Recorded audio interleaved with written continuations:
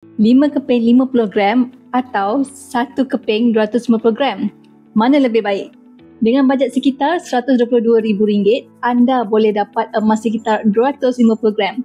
Tapi emas yang mana lebih baik untuk anda? Gold bar 250 gram 1 keping atau gold bar 50 gram sebanyak 5 keping?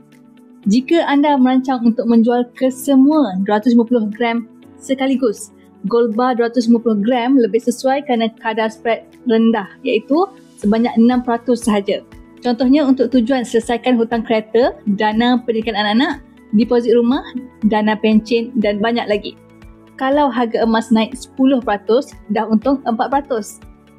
Gold bar 50 gram pula lebih mesra arah nu dan lebih mudah dijual sikit-sikit bila anda perlukan duit sekitar RM25,000.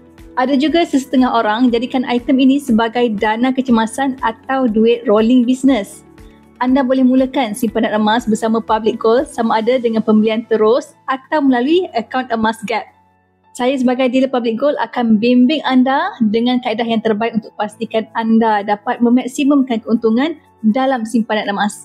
Urusan jual beli emas bersama Public Gold adalah mudah dan telus.